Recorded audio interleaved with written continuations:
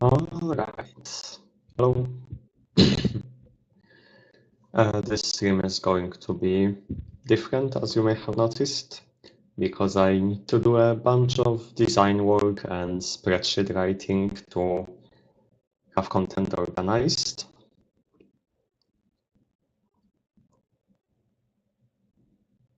As you can see, I have vaguely set up all the categories that I'm going to need, and now I'll be going through adding the necessary columns to them. And while I'm at it, I guess I can talk about the actual intent behind the design of the individual things that will exist. It will be a good way for me to figure out if something doesn't make sense.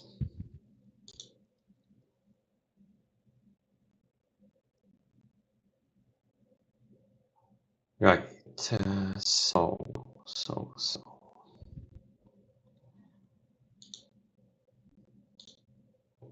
Starting from the back apparently, with weapons. The way I am currently imagining it is that weapons will be 1 or 200. You have 2 weapon slots. You can equip a 200 weapon, 2 weapons, a weapon and a shield. They can give you special abilities. And I guess that is worth noting. 100 weapons typically have a single ability. Oh, that's not good. Why is YouTube telling me that it's getting no data?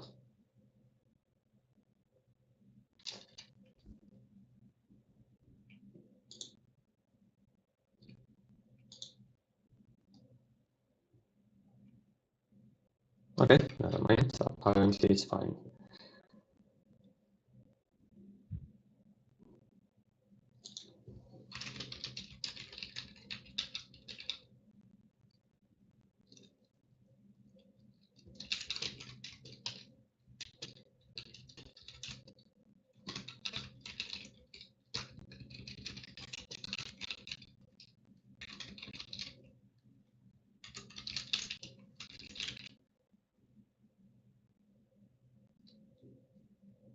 Yes. If there will be a case where you can equip 2 weapons with more than 2 abilities between them, I'll probably do a system like similar to what is done in Elden Ring, meaning that skills from shields override the ones from weapons. But if you have a weapon in the offhand, then the main weapons abilities, in this case not skills, the main weapons abilities will be the ones that you have access to.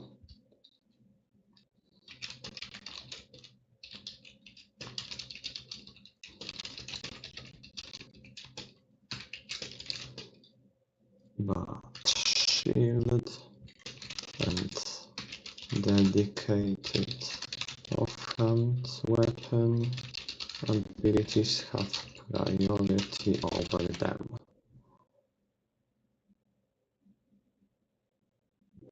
And I suppose a weapon should also have base damage. Since the way you can use the weapons, at least how I want them to be usable, I haven't actually implemented that yet, is that you are able to walk into an enemy to attack them, which is what is typical for, well, I'm pretty sure it works that way in NetHack and also in Cardinal Quest. Pokémon Mystery Dungeon has a somewhat different system where you can't walk into an enemy, you have a dedicated attack button, but functionally it's the same thing. And this will specifically be more like Pokemon Mystery Dungeon, in that you have that normal attack, and then weapons can give you special skills. Well, in Mystery Dungeon you get skills from the Pokemon you are, but that's neither here nor there.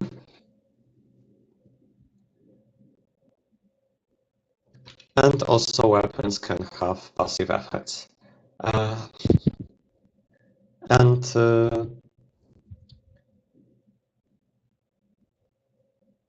Actually, never mind, I'll cover that when I get to it. For tiles, I guess I should just pull up the code and copy what they have described there.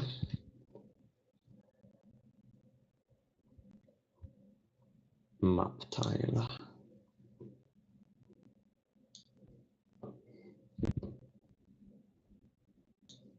So they must have a key.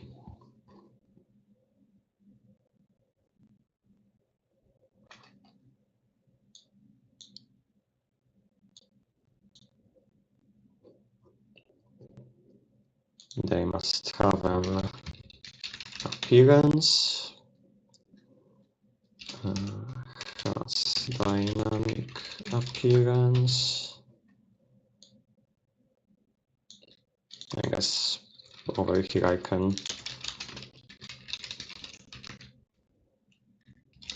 write it like that. I don't need to follow variable naming scheme. It has a display color, tile group, which that is something I can set up in the enums.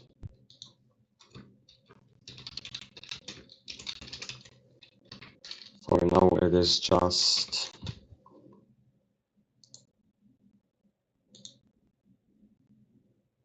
zero for floor and 1 for wall.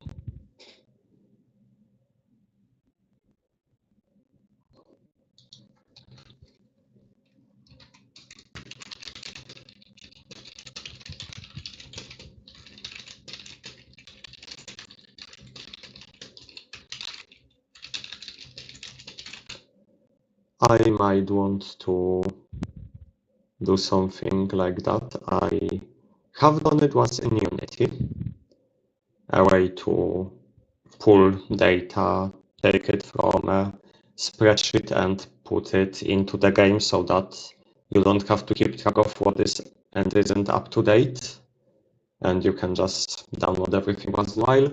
I am not sure how doable that is in .NET, but I'm also sure that someone did make something to connect spreadsheets to a Visual Studio project with .NET Framework. And if not, I can probably do it myself. At the end of the day, it's just using the Google's API.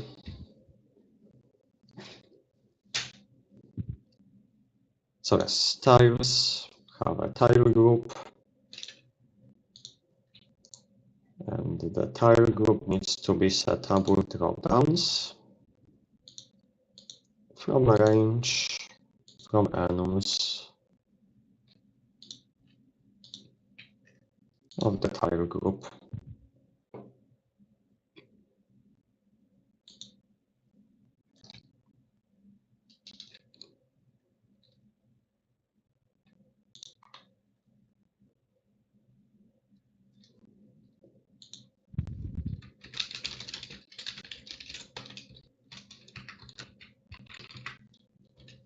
Then every tile needs to permit walking, permit or block walking, flight, and phasing.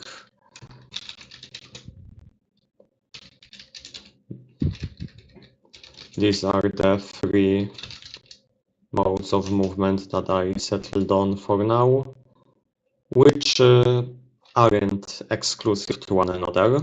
Something like a ghost would be both phasing and flying. But if you get the ability to phase, through some kind of item. Yes, you can walk through walls, but you will still fall down if you step onto a pit. Permit facing. Blocks vision.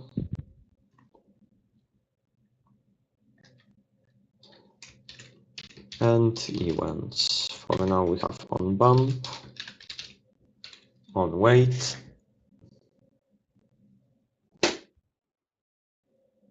There is a bug in my room.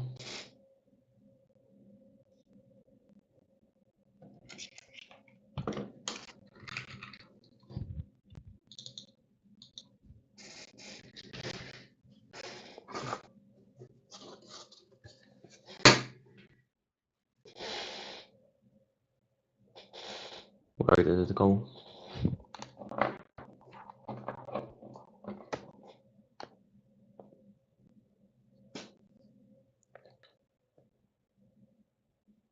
Alright, on wait. And I'll also add on linger. It's not implemented yet, but I'll definitely want to have it, as on linger will be useful for things like traps or a pool of lava, things that whenever you end the turn there, something happens.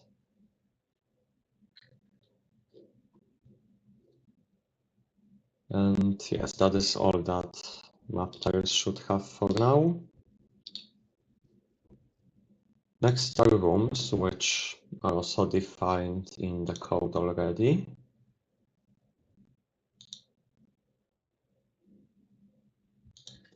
Rooms have a structure, a key. Oh, I guess another category that should be added is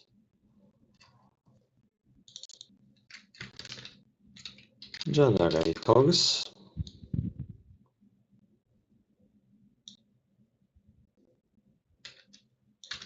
And we'll get to them when we get to them.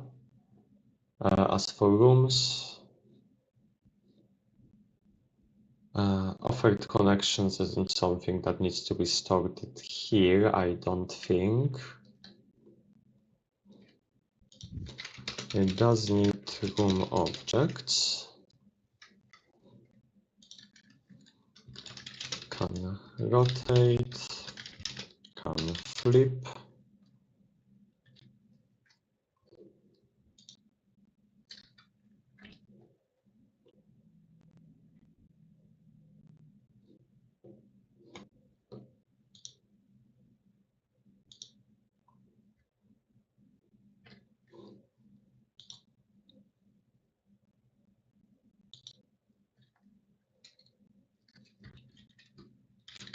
Max horizontal expansions. You know, just for the sake of consistency, I suppose I could have offered connections.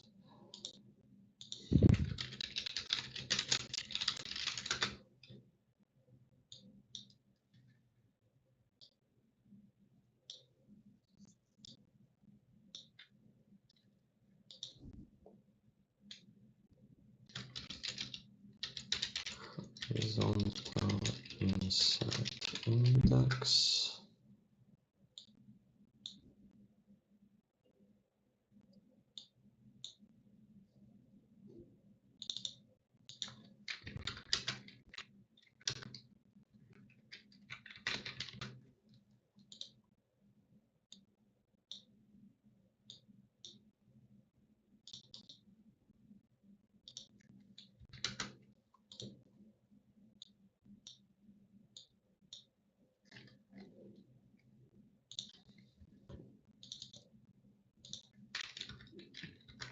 There, let's make that a bit more organized.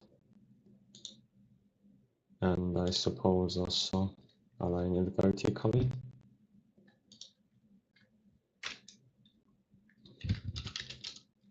And this is horizontal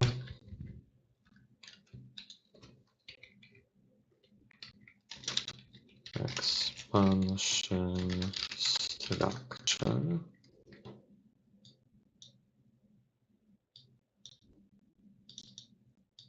Okay, maybe it would be a bit better like that.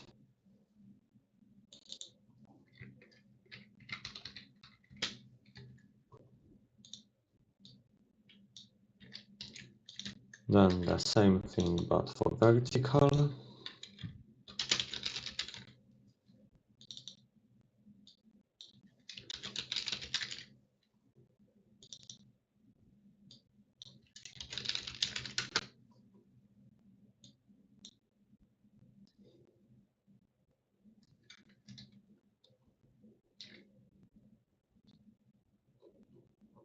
And the final one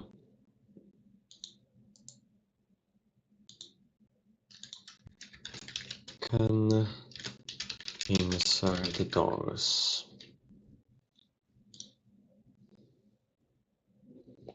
That should be it for rooms.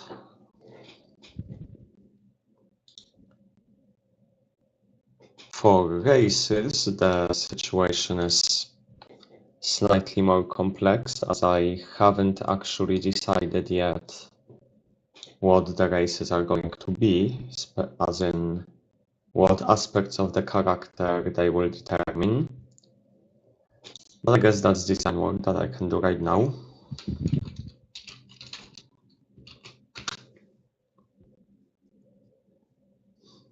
Overall, this is definitely somewhat based on D&D mechanics, so I'll be taking some ideas from that. Meaning that races definitely give you attributes, because, well, that just makes sense. Yes, I still don't like what wizards were trying to do with removing the specific attributes from races. I think that is dumb, and I am not doing it. So races get attributes. In addition to that, they can give you passive effects, I suppose. They could give you skills if a race has something like a natural weapon. Oh, no, abilities. For proper terminology, it would be abilities. They can give you that to start with.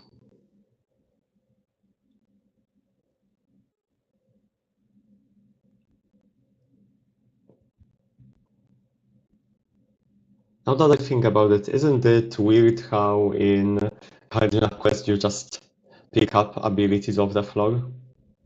That's a bit of a funny mechanic that you don't really think about. But yes, to make a full character, you will have a race, a class, and an ambition. The class will also affect your attributes, passives, abilities. It will also determine your equipment.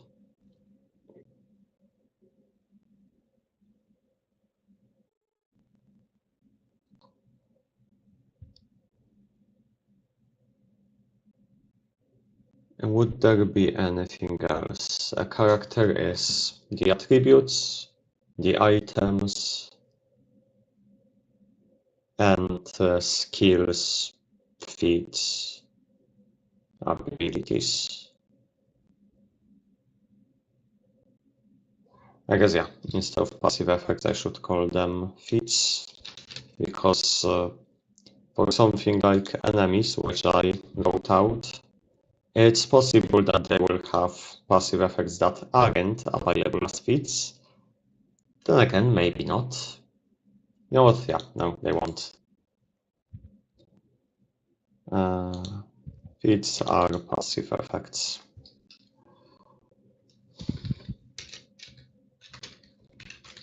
Passives.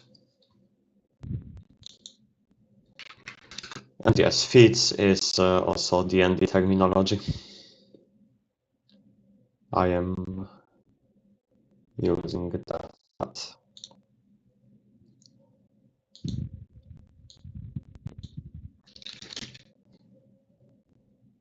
So I think that is all that you would be getting from the, well, actually, the class can also give you skills, like the actual skills, and then ambition is the fun one, because the way I am setting up lore, it wouldn't make sense for your character to have a background as in D&D, but I still wanted that third aspect of character creation.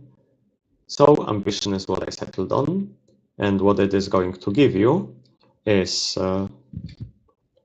also attributes, though in a lesser amount, and it can also give you skills in a lesser amount, but above all else, it will give you quests.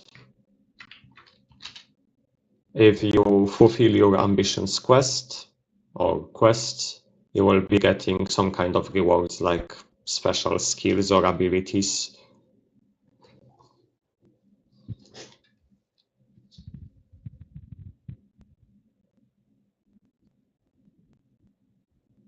So I think that is how it should be set up, meaning that for a race we need strength, dex, con. Oh yeah, race would also be responsible for your base health.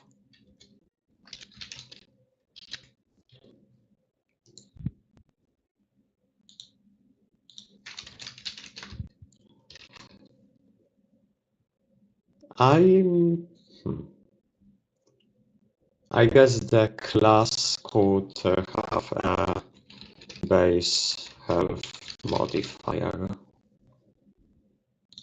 Yeah. Strength-based con, intelligence, wisdom, charisma. Starting feats.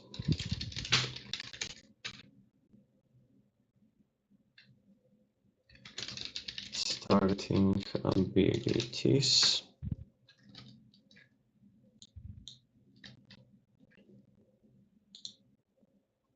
NPCs will have pretty much the same thing as enemies.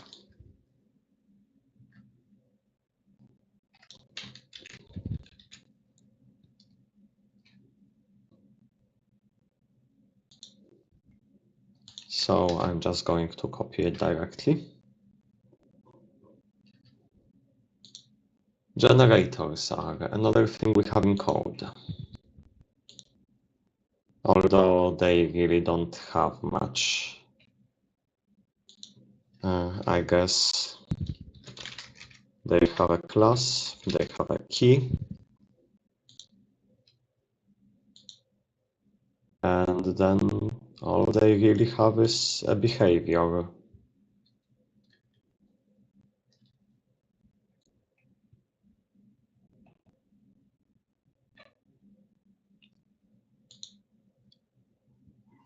Or I guess not really a behavior.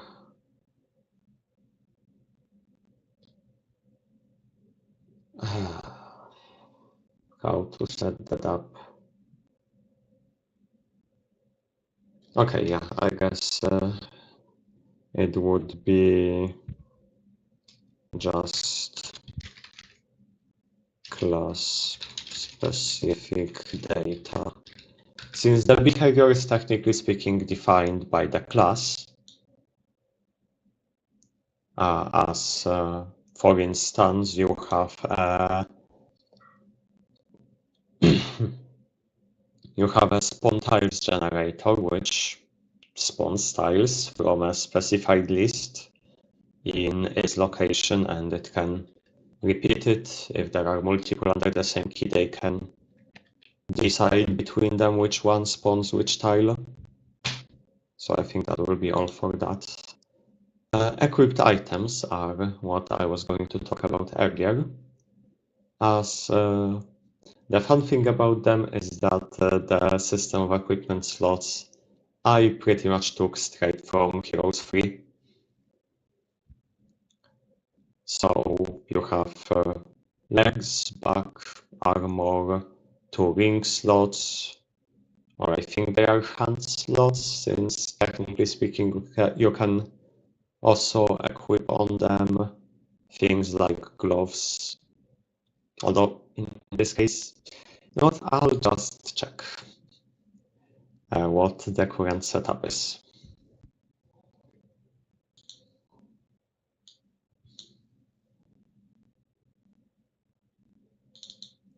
And the current setup is that the equip slots are head, torso, legs, belt, back, two rings, and a necklace, apparently. But yes, the idea is lifted from Heroes 3. If I'll figure out a good way to do it, I will also have a Heroes 3 style menu, where you have a silhouette of the character and the equipment slots at appropriate places.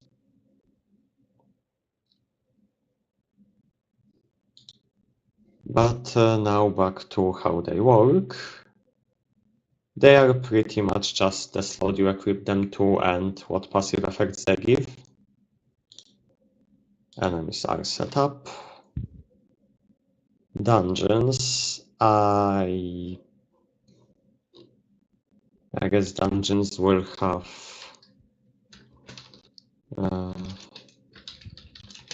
minimum room count, maximum room count, room types, and depth at which they appear. That sounds reasonable to me. In the future, they will probably have more, but right now I can't really think of what more would be.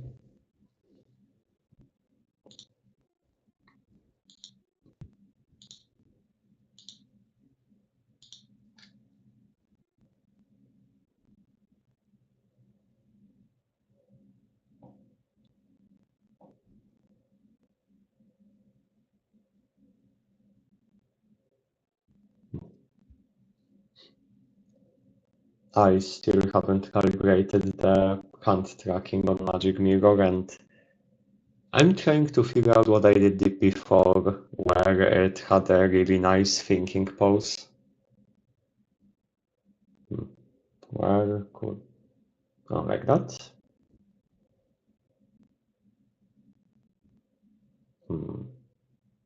Something like that. Okay, yeah. Focus on the actual work to do.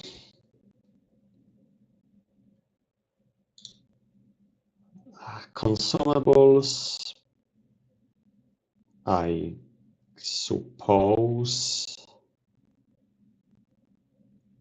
Well, I suppose all items should have an appearance.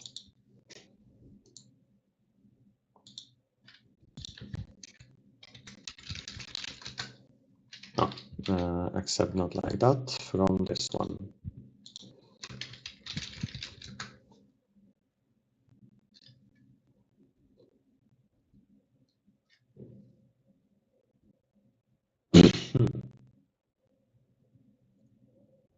Which means the same has to be the case for equipment.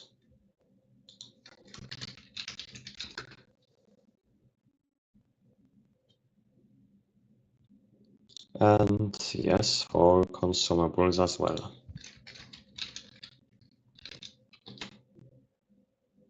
Consumables would have appearance. I suppose some of them... Oh, I think that's what I did. It was with the other hand. It actually works really well, even though I actually have my hand on the side of my head, not by the chin. But yes, I suppose they could have charges. Not all of them would be used up instantly. And then they would have just effects on activation. Classes as decided would be HP modifier, strength modifier, dex modifier,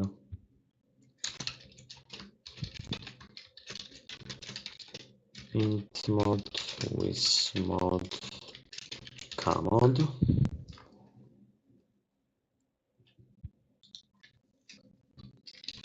Then fits, abilities, skills, equipment, and I suppose since skills, oh, they're called abilities, yeah, since abilities have their own spreadsheet, so should fits actually.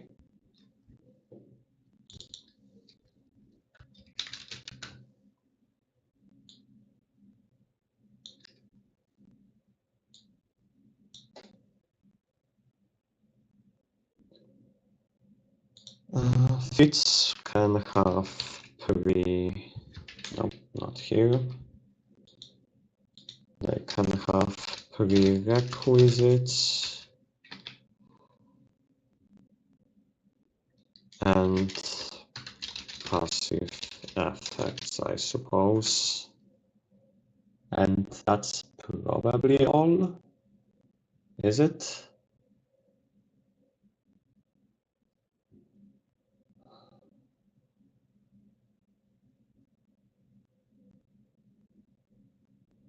Is it everything? Is it or is it not? Prerequisite and passive effects.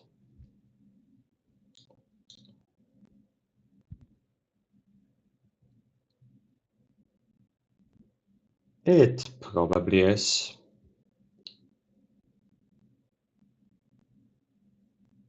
Oh, except I did that in abilities instead of in fits. There you go, and then back to consumables. They are done. Classes, done. Ambitions. Ambitions have the modifiers.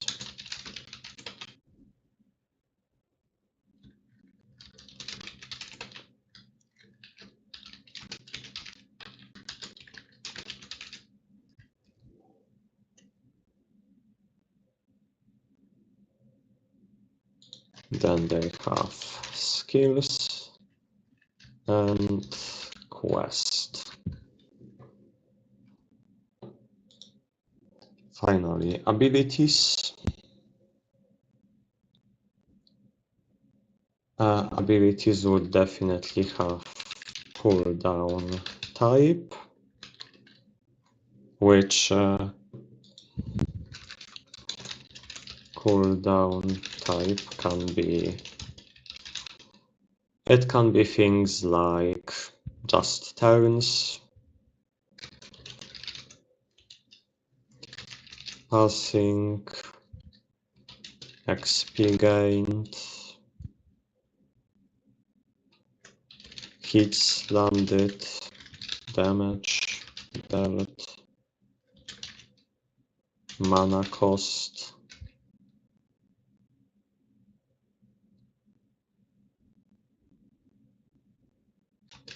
waiting could also be a thing. I am trying to remember what else Cardinal Quest had.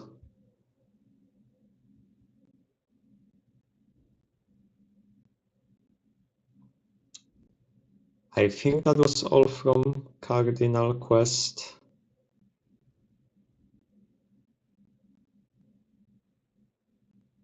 one other thing that they could have? Is there?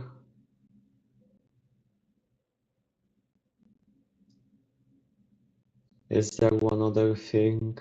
I swear I had something on my mind.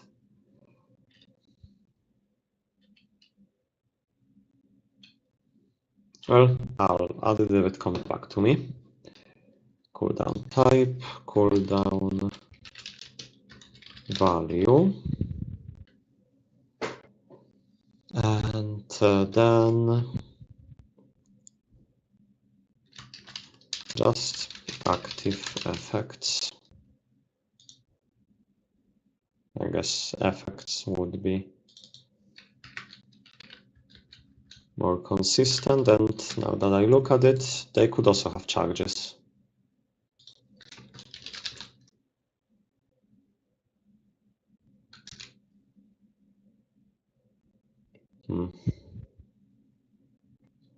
And yeah, now I have to actually start writing out what I set out to write in the first place, which would be starting with classes. As I do have a concept for the three that will be present in the original setting that you start with. Plus, it would be easy to write out a couple for the fantasy setting.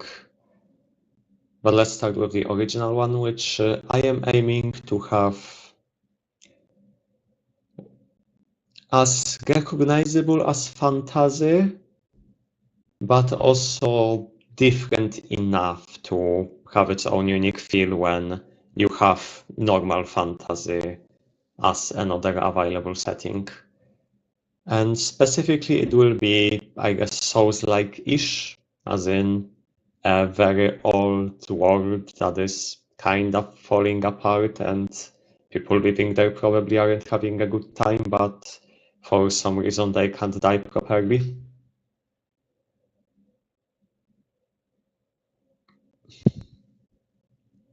And yeah, that is the base idea behind the setting. I don't have a good name for it yet, but as you can see from the placeholder, it is about characters who are bound by an oath through being a part of some order to not be able to die until their purpose is fulfilled.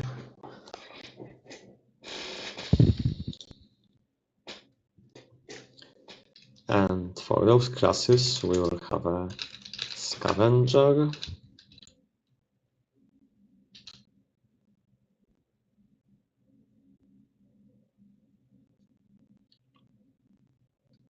maybe a commancer would be a decent way to name that one. I don't have a great name for the third one though. That is something that I would have to figure out. The idea behind it is that it's basically kind of paladin, but also more just a survival-focused melee class with some magic that can. The idea is that they can stretch out their resources as far as they will take them. So to fit this apocalyptic-ish destroyed world feel, the three initial classes all are oriented around sustaining themselves through consumable resources in different ways. The scavenger is one who finds and crafts items. The echomancer is one who can conjure echoes and through that gain specific items and such, as well as copy enemy attacks. And finally, the third class is one who makes what little resources they have last as long as possible, but also as a counterpart has a way to burn through them really quickly for a greater power that, for instance, might destroy their weapon or something along those lines.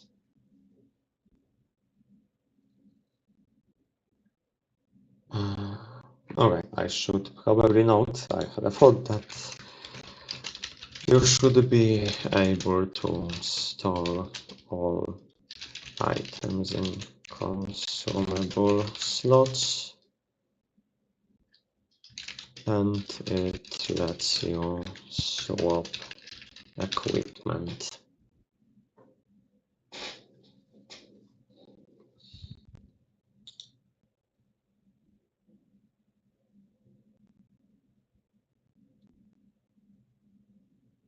But yes, I don't have a name for this class, so I guess I'll just put in a placeholder.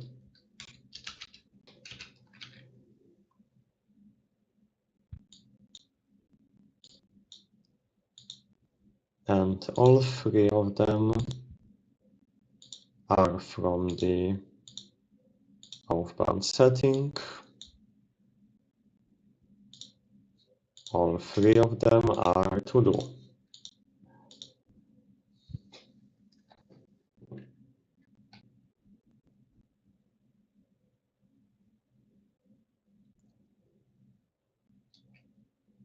Now I won't be putting in specific numbers because I don't know them yet.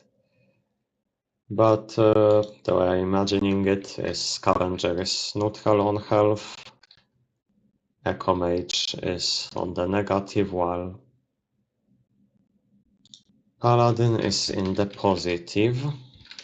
No.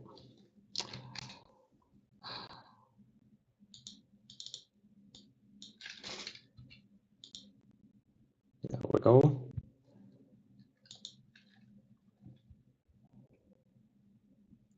And then for class attributes, Scavenger would definitely be primarily dexterity with also decent wisdom and probably some intelligence, since it has skills like investigating and such. And if we assume that we are distributing 6 of these points, then Echo Mage is definitely primarily intelligence with a little wisdom. No, just a little.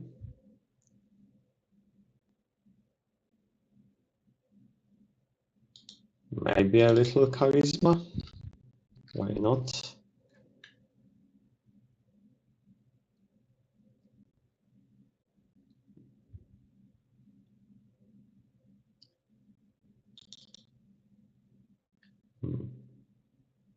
Maybe +4 on intelligence even.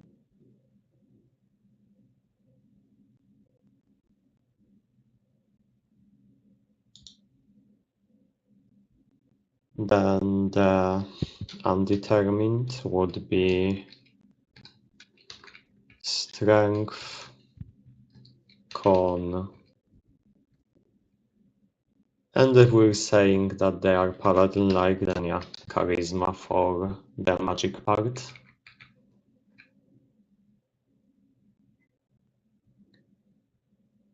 That way, for whatever attribute you want to go, the starting classes have something at least half decent.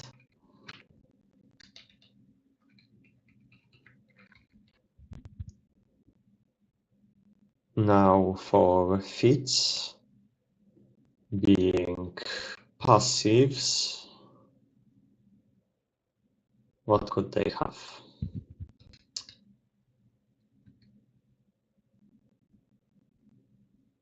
Okay, for equipment, we can decide that for sure. Scavenger, and I guess for convenience, I should take those three and freeze them.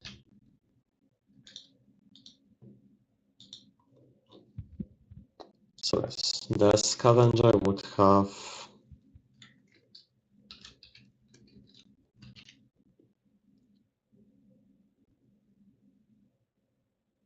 orders, I guess, light armor. We can determine the specifics of that later. A commander would have orders robes, and this one would have orders heavy armor. I am considering having more customization, but there definitely needs to be a balance between having customizable characters and having these restrictions that can lead to some interesting scenarios.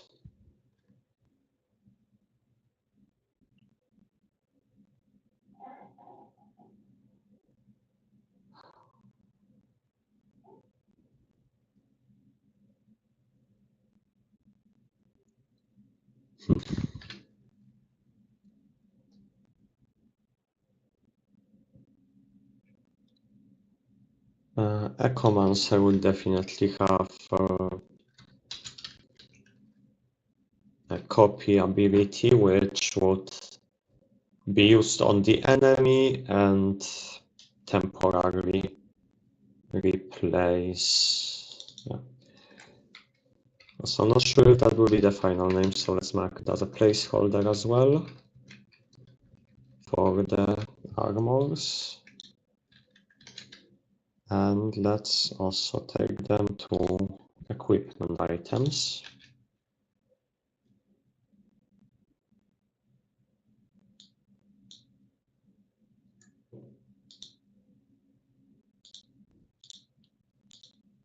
Which would be all from the oathbound setting. All are still to do. They would all target the chest slot. Now, I don't think I'm going to have armor class. So armor will primarily be for its passive effects and damage reduction, primarily, probably, things like that.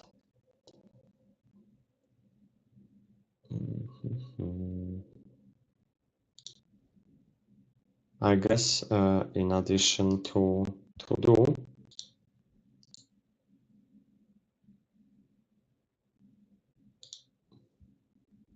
I could have a -1 to design.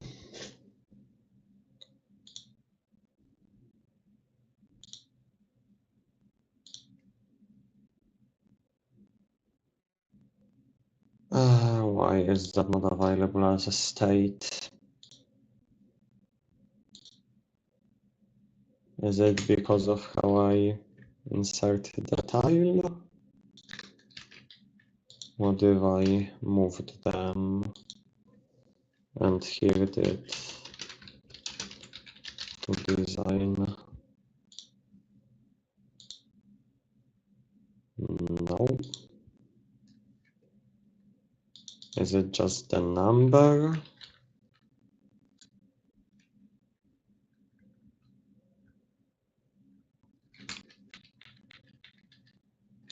Or maybe I just shouldn't care and put it as 5.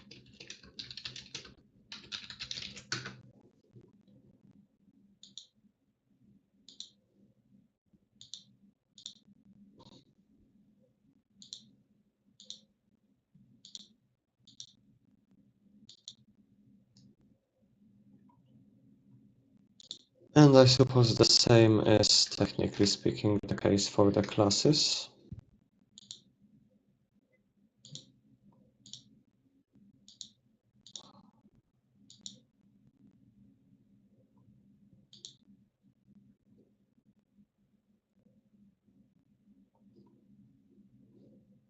And for abilities, I guess the first one on the list is copy.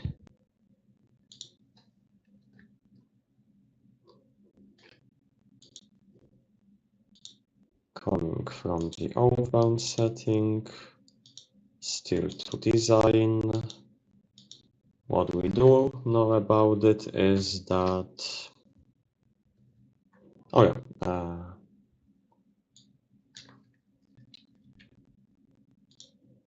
another thing to add would be charges effects, but also target type. Target type.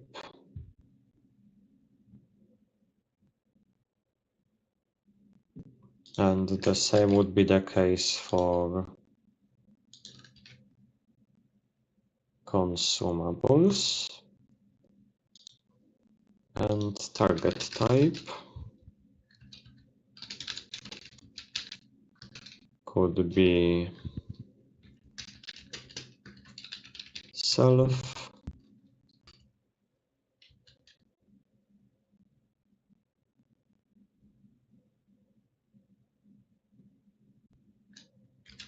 self tile,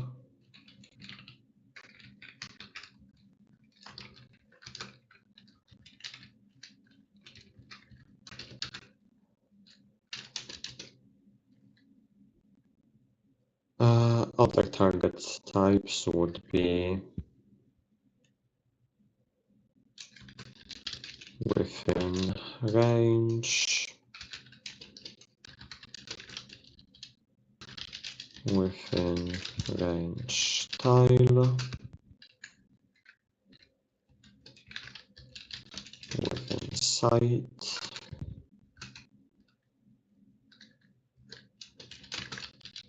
within site tile,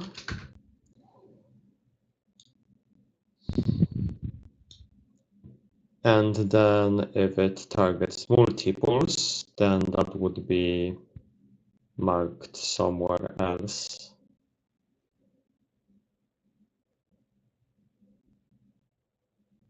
As well as what is the range for the within range targeting.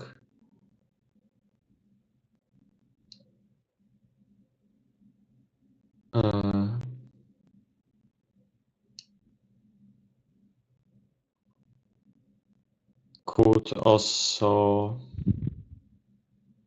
okay, maybe it needs to be done as target modifier, and it would be modifier as in it targets a tile, not a unit. It could be chain, meaning multiple adjacent tiles.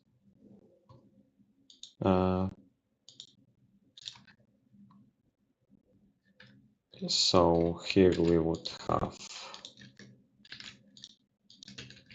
these two as number 1 and number 2. Then number 3 could be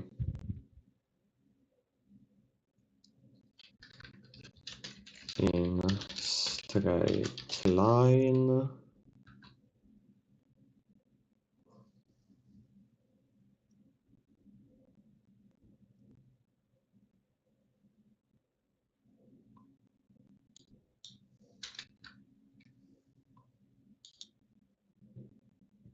And I think that's all for that I would need. But modifiers can be, I guess 0 should be none, but then 1, it targets a tile, 2, it targets a chain of targets,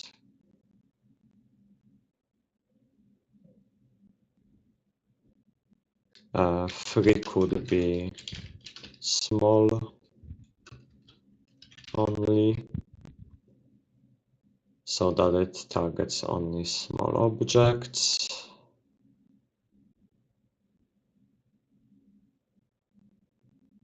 And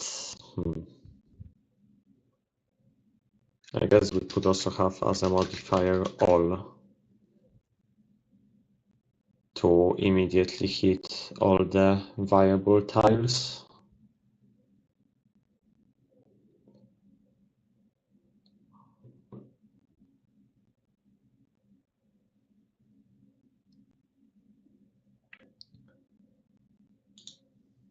So target type, target modifier, and target parameters are all things that need to be added.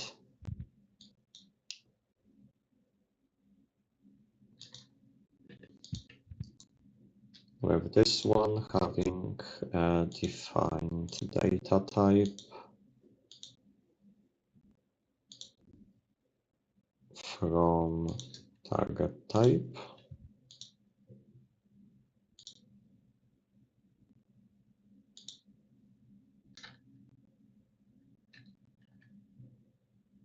And this one having the same thing, except using target modifier.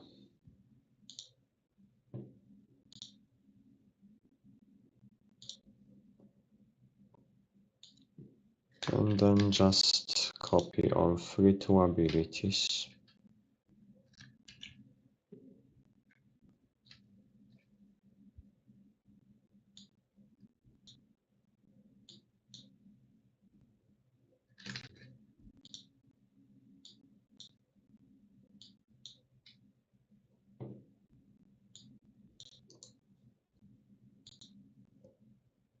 We freeze this for the sake of convenience. And what do we know about copy is that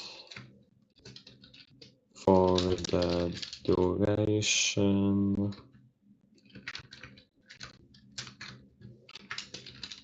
it replaces itself with the last ability used by target, random ability if target hasn't used any, fails and goes on cooldown if target has no abilities.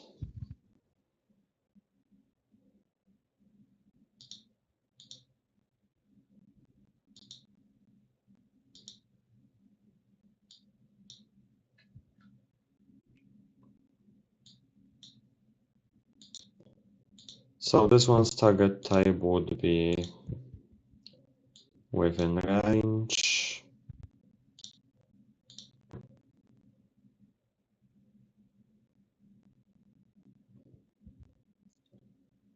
I guess one more thing that could be set up here would be object only and unit only, as copy would definitely count as being unit only. And unit within range doesn't need further parameters. So back to classes, I guess.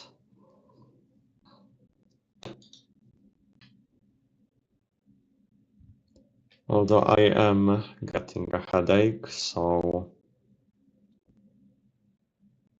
I'll probably just end this here and do the rest on my own pace. It's not like anyone's watching anyway.